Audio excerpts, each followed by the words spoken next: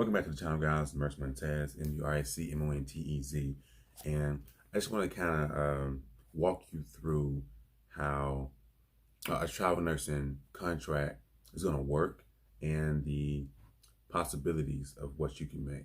All right, so stay tuned. Let's get into it.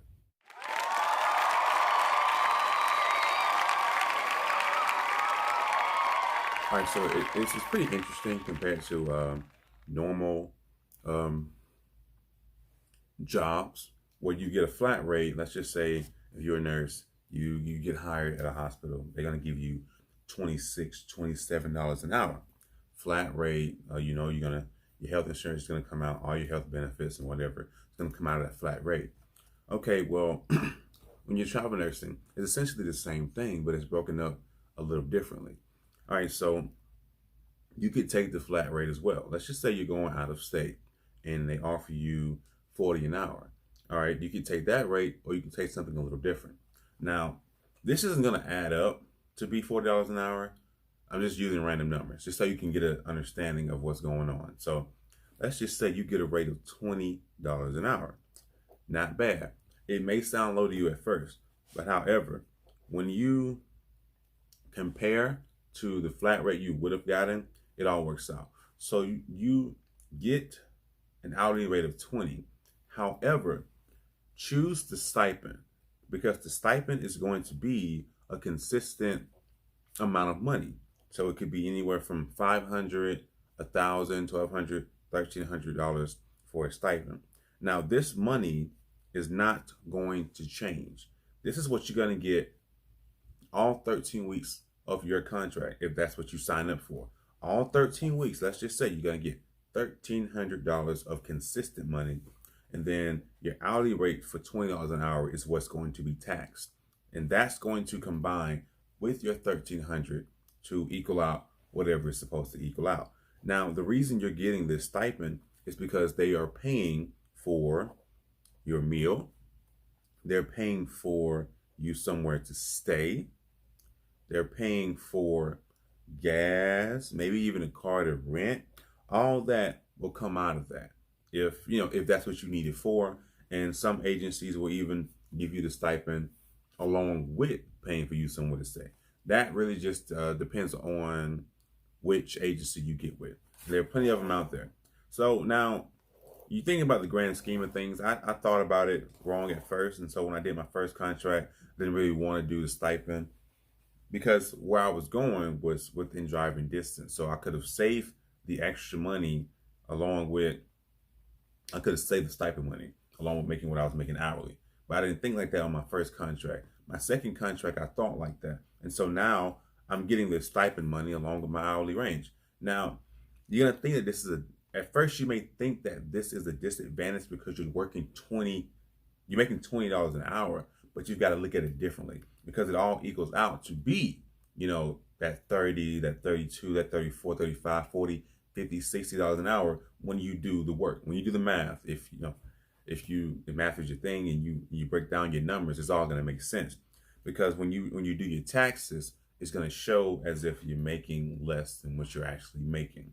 You may be making 80 to 100,000 a year, but it's only going to show you're making like 30, 40 because they're looking at the fact that they're taxing on the $20 an hour. You're not taxing on the stipend, and actually the stipend falls under, if I'm not mistaken, a specific law where it doesn't have to be taxed. So you don't have to worry about that part of the money. It's like free money that they're giving you, and it's not going to show up in your taxes. What's going to show up in your taxes is, like I said, the $20 an hour. So the beauty of this is that you're not really going to owe anything. You won't owe any money at all, or you may even end up being paid money to you because you pay so much in taxes off of the $20 an hour. So that's the beauty of it versus getting with an agency that doesn't take out taxes and having to pay back $3,000, $4,000, $5,000, $6,000. Because I actually had to pay back.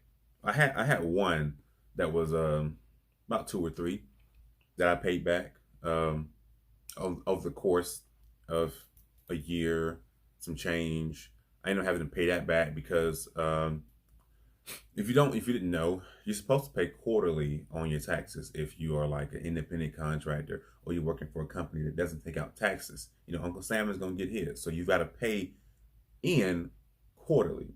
So that way you don't have to pay back at the end of the year. Now, it means two ways you do that. You could pay quarterly, or you could just wait to the end of the year and pay off a chunk sum, but it's easier to pay quarterly if you want to be on top of your taxes. So you're not going to owe anything. Pay very low on the hour, like $20 an hour, along with this $1,300 stipend.